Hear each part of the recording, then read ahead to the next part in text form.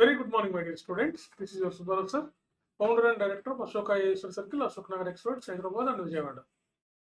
So civil services group 1 లాంటి ఉన్నతమైనటువంటి అతిపెద్ద పరీక్షల్లో హిస్టరీ ప్రిపరేషన్లో కొన్ని మెలకువలు, కొన్ని పద్ధతులు పాటిస్తే అత్యధిక మార్కులు సాధించి మనం ఐఏఎస్లు గాను, గ్రూప్ 1లో ఆర్డీఓలు గాను మనం ఎంచుకోవడానికి అవకాశం ఉంటుంది. ఎందుకంటే కాంపిటేటివ్ ఎగ్జామ్స్లో హిస్టరీ కూడా ఒక మెయిన్ రోల్ పోషిస్తుంది. మీకు తెలిసిన విషయమే. సివిల్ సర్వీసెస్ ప్రిలిమ్స్‌లో ఒక 20-25 క్వెషన్స్ వస్తాయి. అదేవిధంగా మెయిన్స్‌లో ఒక పేపర్ ఉంది. అదేవిధంగా ఇంటర్వ్యూలో కూడా మన ఆర్ట్ అండ్ కల్చర్ మీద క్వెషన్స్ అడుగుతారు. అదేవిధంగా గ్రూప్ 1లో కూడా ప్రిలిమ్స్‌లో ఒక 25-35 క్వెషన్స్ వస్తాయి. అదేవిధంగా మెయిన్స్‌లో ఒక పేపరే ఉంది గ్రూప్ 1కి సంబంధించి. అదేవిధంగా యాజ్ యూజువల్‌గా ఒక హిస్టారికల్‌గా ఒక ఎస్సే కూడా రావచ్చు కల్చర్ మీద. సో ఇంటర్వ్యూలోనూ ఇంపార్టెన్స్ ఉంది. గ్రూప్ 1లో హిస్టరీకి. కాంపిటేటివ్ ఎగ్జామ్స్ అంటేనే హిస్టరీ, ఎకానమీ, పాలిటీ ఈ మూడే మెయిన్ అన్నమాట. ఇవే ప్రధానంగా మేజర్ రోల్ కాంపిటేటివ్ ఎగ్జామ్స్‌లో సివిల్స్ గ్రూప్ 1లో మెయిన్ రోల్ ఏంటంటే హిస్టరీ, ఎకానమీ, పాలిటీ ఇవే మెయిన్ రోల్‌గా పోషిస్తాయి. వాటిలో హిస్టరీ కూడా one of the major role అన్నమాట మన సక్సెస్‌లో. సో ఈ హిస్టరీ లేదా చరిత్ర ఎట్లా ప్రిపేర్ అవ్వాలి? ఇందులో మీరు చేసే మిస్టేక్స్ ఏంటి? ఈ మిస్టేక్స్ లేకుండా ఎలా మనం ప్రిపేర్ అవ్వాలి అనేది తెలుసుకుందాం. సో అకాడమిక్ ఇయర్‌లో అడిగే హిస్టరీ వేరు, కాంపిటేటివ్ ఎగ్జామ్స్‌లో అడిగే హిస్టరీ వేరు. కాంపిటేటివ్ ఎగ్జామ్స్‌లో ముఖ్యంగా సివిల్ సర్వీసెస్ అండ్ గ్రూప్ 1 లాంటి, గ్రూప్ 2 లాంటి ఉన్నతమైన పరీక్షల్లో హిస్టరీ క్వెషన్స్ డిఫరెంట్‌గా ఉంటాయి. ఐదర్ ప్రిలిమ్స్ ఆర్ మెయిన్స్ దేంట్లో అయినా సరే.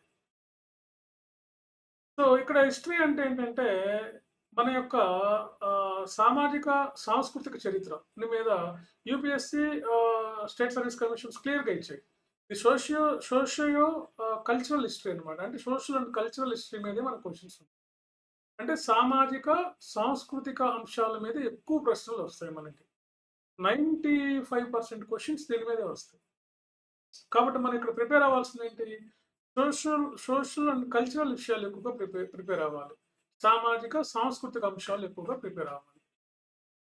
అంటే దీన్ని సోషియో కల్చరల్ హిస్టరీ అంటారు. Socio economic history or cultural history అని కూడా అంటారన్నమాట. సో దీని మీద ఎక్కువగా మనం ఫోకస్ చేయాల్సి ఉంటుంది. అంటే నేను ఫర్ ఎగ్జాంపుల్ ఇప్పుడు ఎన్‌సీఈఆర్‌టీ బుక్స్ తీసుకోండి. ఎన్‌సీఈఆర్‌టీ బుక్స్‌లో చూడండి మొత్తం సిలబస్ అంతా కూడా ఈ సాంఘిక, సాంస్కృతిక అంశాల మీదనే ఎక్కువగా వాళ్ళు ఫోకస్ చేస్తారు. మనకి ఇండస్ వ్యాలీ సివిలైజేషన్స్ మొదలుకొని మీరు ఎక్కడైనా ఏన్షియంట్, మిడివల్ ఎక్కడైనా తీసుకోండి. ఆ కాలం నాటి సామాజిక, సాంస్కృతిక పరిస్థితుల మీద ఎక్కువగా ఫోకస్ చేస్తారు. పొలిటికల్ హిస్టరీకి పెద్దగా ఇంపార్టెంట్ ఇవ్వరు. రాజకీయ చరిత్రకు పెద్దగా ఇంపార్టెంట్ ఇవ్వరు. సామాజిక చరిత్రకు ఎక్కువ ఇంపార్టెన్స్ ఇస్తారు. ఇప్పుడు మనకేం చేస్తున్నారంటే ఎక్కువ మంది ఈ పొలిటికల్ హిస్టరీతో కూడా చదువుతూ ఉన్నారు. ఎన్‌సీఈఆర్‌టీస్‌లో ఎలా ఉందో చూడండి. మొన్న చూడండి సివిల్ సర్వీసెస్ మెయిన్స్‌లో NCERT 11th, 12th standard books నుంచి డైరెక్ట్‌గా వచ్చాయి క్వెషన్స్. మీరు చూడండి ఏన్షియంట్‌లోను, మిడివల్‌లో వచ్చిన క్వెషన్‌లు ఎన్‌సీఈఆర్‌టీ నుంచి డైరెక్ట్‌గా వాళ్ళు ఇచ్చిన క్వెషన్స్ డైరెక్ట్‌గా వచ్చాయి. అలా చూడండి మరి ఆ పద్ధతిలో మన ప్రిపరేషన్ ఉండాలి. సామాజిక పరిస్థితులు, సాంస్కృతిక పరిస్థితుల మీద మనం ఫోకస్ చేయాలి. పొలిటికల్ హిస్టరీకి పెద్దగా ఇంపార్టెన్స్ లేదు కాంపిటేటివ్ ఎగ్జామ్స్‌లో. ముఖ్యంగా సివిల్స్ గ్రూప్ 1 లాంటి ఎగ్జామ్స్‌లో. సో, హిస్టరీ సామాజిక శాస్త్రాల్లో ఉన్న ఒక గమ్మత్తైనటువంటి ఒక విషయం ఏంటంటే, ఈ ఈ ఈ సబ్జెక్ట్స్‌లో లింక్ ఉండదనమాట. ఈ సామాజిక శాస్త్రాల్లో అంటే సాంఘిక శాస్త్రాలు అన్నిటిలోనూ అంటే హిస్టరీ, పాలిటీ, ఎకానమీ ఒకదానికి సంబంధం ఉండదు. కొంచెం కాస్త కూస్తో సంబంధం ఉందంటే హిస్టరీలోనే ఉంటుంది. ఆ హిస్టరీలో కూడా మనం కొంత ఎర్లీ మిడివల్ హిస్టరీకి వస్తది డార్క్ ఏజ్ అంటాం. అక్కడ అసలు ఆధారాలే లేవంటున్నాం. సో, గుప్తులకు ముందు ఉన్నటువంటి కొంతమంది డైనాస్టీస్ గురించి మనకు పెద్దగా సమాచారం లేదు. ఆఫ్టర్ గుప్తాస్ గురించి కూడా ఈ లోకల్ డైనాస్టీస్ గురించి మనకు పెద్ద సమాచారం లేదు. మనకు కూడా చాలా మంది శాతవాహనుల తర్వాత వచ్చిన వాళ్ళలో కొద్దిమంది గురించి సమాచారం ఉంది. తర్వాత లేదు. ఇదంతా డార్క్ ఏజ్ అంటారు. అంటే ఇందులో సమాచారం లేనటువంటి కాలాన్ని హిస్టరీలో డార్క్ ఏజ్ అంటారు. అదొక చీకటి యుగం లాగా చెప్తారు చరిత్రకారులు. సో, అందుకని చరిత్ర చరిత్రను చదవాలి అంటే మనం ఏం చేయాలంటే ముందు మన ఓన్‌గా ఒక నోట్స్ తయారు చేసుకోండి. మీరు ఓన్‌గా మీకు మీ ఓన్ సెల్ఫ్ నోట్స్ ఉండాలి మీ దగ్గర. అప్పుడే మీకు ఈజీ అవుతుంది. ఎందుకంటే నంబర్ ఆఫ్ టైమ్స్ మీరు చదవటం వల్ల ఇది గుర్తుండదన్నమాట. అందుకని నంబర్ ఆఫ్ టైమ్స్ చదవాలి. అందుకు మీరు ఓన్ నోట్స్ అయితే ఎక్కువ సార్లు మీకు రివిజన్ అవుతుందన్నమాట. అది దాని ఉద్దేశ్యం ఇక్కడ. మీరు ఓన్ నోట్స్ తయారు చేసుకోవాలి. అది కూడా సోషల్, కల్చరల్ హిస్టరీ మీద ఎక్కువ ఫోకస్ చేయాలి. సోషల్ హిస్టరీ అంటే ఏంటి? ఆ కాలం నాటి సమాజం ఎలా ఉంది? సొసైటీ ఎలా ఉంది? ఆ కాలం నాటి స్త్రీల యొక్క పొజిషన్ ఎలా ఉంది? ఉమెన్ స్టేటస్ ఎలా ఉంది? అదేవిధంగా ఆ కాలంలో ఉన్నటువంటి సాంఘిక ఆచారాలు, సాంఘిక దురాచారాలేంటి? సహజంగా నాకు తెలిసినంత వరకు మిడీవల్ హిస్టరీ వరకు సమాజంగా ఆర్యులు మొదలుకొని మిడీవల్ హిస్టరీ వరకు మన సామాజిక హిస్టరీలో చాలా సోషల్ ఈవెల్స్ ఉన్నాయి. సామాజిక దురాచారాలు. సతీ ఉంది, బాల్య వివాహాలున్నాయి, పొలోగమి ఉంది. తర్వాత మనకి వేశ్య వృత్తి, గణిక వృత్తి అంటారు ఏన్షియంట్ హిస్టరీలో. ప్రాస్టిట్యూషన్ ఇవన్నీ ఉన్నాయి. ఇవన్నీ సోషల్ ఇష్యూస్ అన్నమాట. సో, అదేవిధంగా ఆ కాలం నాటి ప్రజల ఆహార విధానం ఎలా ఉంది? వాళ్ళ వేషధారణ ఎలా ఉంది? ఇవన్నీ కూడా మనకి సోషల్ కండిషన్స్‌లో ఇవి అడుగుతూ ఉంటాయి. వీటి మీద మనం ఎక్కువ ఫోకస్ చేయాలి. ఈ కల్చరల్‌కి గానొస్తే ఆర్ట్ అండ్ ఆర్కిటెక్చర్. ఆర్ట్‌లోకొస్తే కళలన్నమాట. ఆ కాలం నాటి కళలేంటి? సాహిత్యం ఏంటి? సంగీతం ఏంటి? వాళ్ళ కాలంలో ఉన్నటువంటి రకరకాల సాంస్కృతిక అంశాలేంటి? వాటి మీద ఫోకస్ చేయాలి. ఆర్కిటెక్చర్‌కొస్తే మీకు తెలిసిన విషయం. ఆర్కిటెక్చర్ మీద క్వెషన్ లేకుండా గ్రూప్ 1 పేపర్ ఉండదు. సివిల్ సర్వీసెస్ పేపర్ ఉండదు. ఆర్కిటెక్చర్‌లో వాళ్ళ ఆ కాలం నాటి కట్టడాలేంటి? వాళ్ళు కట్టినటువంటి కట్టడాలేంటి? సో, ఏన్షియంట్ హిస్టరీలో అయితే పెద్దగా మనకి టెంపుల్ స్ట్రక్చర్ ఉండదు. గుప్తాస్ నుంచే మనకి టెంపుల్ స్ట్రక్చర్ స్టార్ట్ అవుతుంది. బిఫోర్ గుప్తాస్ టెంపుల్ స్ట్రక్చర్ ఉండదు. అదంతా కేవ్ టెంపుల్స్ ఉంటాయి. రాక్ టెంపుల్స్, కేవ్ టెంపుల్స్ ఉంటాయి. సో, గృహాలయాల్లో వాళ్ళు చిత్రాలు చెక్కడం అయన్నీ ఉంటాయి. తర్వాత గుప్తుల నుంచి మన దేశంలో ఈ టెంపుల్ స్ట్రక్చర్ స్టార్ట్ అయింది. గుళ్ళు కట్టి దేవుడిని పెట్టి పూజించడం స్టార్ట్ అయింది. అక్కడి నుంచి ఇది బాగా మార్పు చెంది రకరకాల స్టైల్స్ వచ్చాయి. మీకు తెలిసిన విషయమే. నగర స్టైల్ అంటారు. వేసర స్టైల్. నార్త్‌లో ఎక్కువగా ఉండేది నగర స్టైల్, వేసర స్టైల్. నార్త్ ఇండియాలో మిడల్ ఇండియాలో ఉంటాయి. సౌత్‌లోకొచ్చేసరికి మనకంతా ద్రవిడియన్ స్టైల్ ఉంటాయి. ద్రావిడ శైలి. ద్రావిడ శైలి అంటే మీకు తెలిసిందే. చుట్టూ ప్రహరీ గోడలు ఉండటం, గర్భగుడి ఉండటం, మండపాలు ఉండటం, పెద్ద పెద్ద కోనేరు ఉండటం, ధ్వజస్తంభం ఉండటం, తర్వాత గాలి గోపురాలు ఉండటం. ఇవన్నీ కూడా స్టైల్ ఆఫ్ ద్రవిడ స్టైల్‌లో ఆర్కిటెక్చర్. దీని మీద ఖచ్చితంగా క్వెషన్ అడుగుతారు సివిల్ సర్వీసెస్. శాతవాహనాలు వాళ్ళది ఎలా ఉంది? అంటే అవి కేవ్ టెంపుల్స్ కాబట్టి మనకు ఎక్కువగా అడిగేది ఏంటంటే చోళాస్, చాళుక్యాస్, కాకతీయాస్, విజయనగరాస్, సౌత్ ఇండియాకొచ్చేసరికి వీళ్ళ మీద ఎక్కువగా మనకు అడగడం జరుగుతుంది. మిడెవల్ హిస్టరీలోకొచ్చేసరికి మనం గాని చూసినట్లయితే కొంచెం ఎర్లీ మిడెవల్‌లో ఢిల్లీ సుల్తాన్స్ వాళ్ళ ఆర్కిటెక్చర్. ఇది ఇండో పర్షియన్ స్టైల్ అన్నమాట. వాళ్ళ పెద్ద పెద్ద డోములు ఉంటాయి. గుమ్మటాలుంటాయి. వాళ్ళు మన ఇండియన్ కల్చర్‌ని కూడా కలిపి 2 Indo Persian, Persia style, Indian style కలిపి కట్టేసారు కొన్ని వాటిని. వాటికి చాలా ఎగ్జాంపుల్స్ మనకు హైదరాబాద్‌లో కూడా బోలెడు ఎగ్జాంపుల్స్ ఉన్నాయి. సో, దీన్ని ద్రవిడ స్టైల్ అంటాం.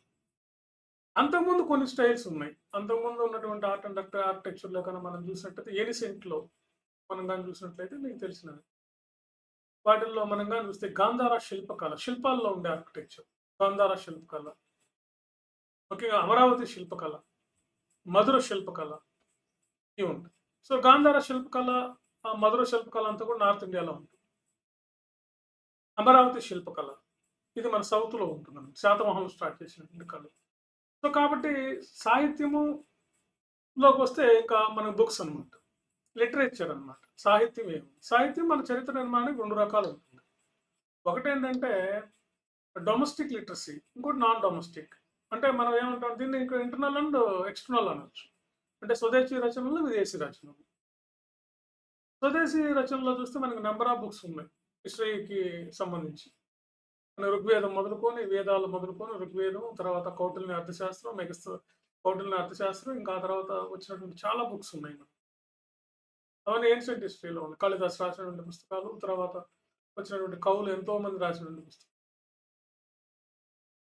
తర్వాత ఎక్స్‌టర్నల్ సోర్సెస్‌లో గాని చూసినట్లయితే మనకు చాలా ఉన్నాయి. ప్లినీ రాసిన న్యాచురల్ హిస్టరీ గాని, Periplus of the Erythraean Sea గాని, మెగస్తనీస్ రాసిన ఇండికా గాని, లేకపోతే మనకి హుయాన్సాంగ్ రాసిన సియూకి గాని, చైనా ట్రావెలర్స్ వీళ్ళంతా.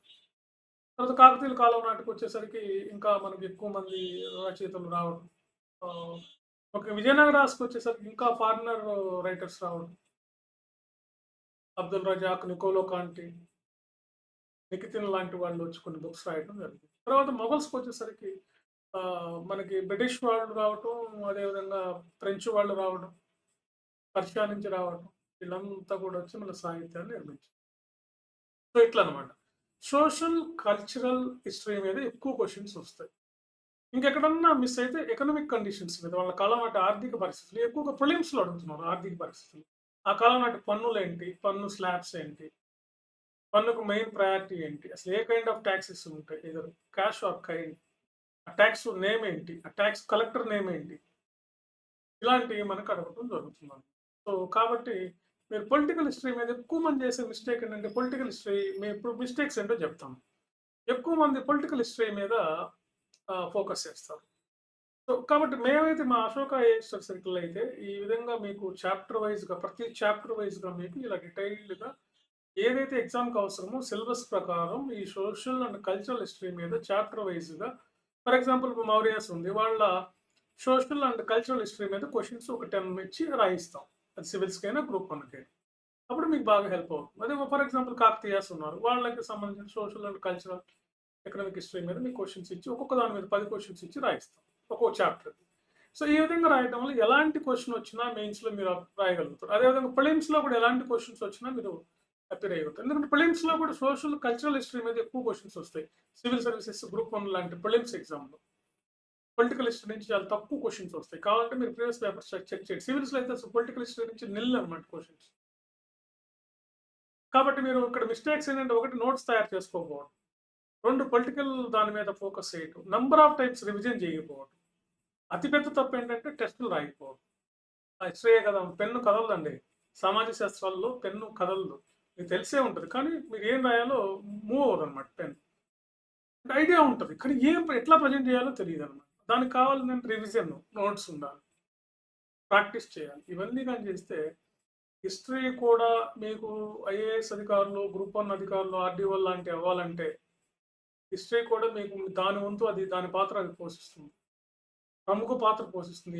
ఎకానమీ తర్వాత రెండో ప్రధానమైనటువంటి పాత్ర ఏదంటే హిస్టరీ. హిస్టరీ లేకుండా ఏ కాంపిటీటివ్ ఎగ్జామ్స్ ఉండవు. అర్థమైందా? సో, కాబట్టి మేము ఆఫ్‌లైన్ క్లాసెస్ ఇస్తాం. ఆన్‌లైన్ క్లాసెస్ ఇస్తాం. Civil services history optional offer చేస్తాం. అదేవిధంగా గ్రూప్ 1, గ్రూప్ 2, గ్రూప్ 1కి క్లాసెస్ ఇస్తాం. ఆఫ్‌లైన్, ఆన్‌లైన్ ఇస్తాం. మెంటర్‌షిప్, టెస్ట్ సిరీస్ మెయిన్‌గా టెస్ట్ సిరీస్ ఇస్తాం. అన్నీ కూడా మీరు ఉపయోగించుకోండి. Okay. Thank you very much.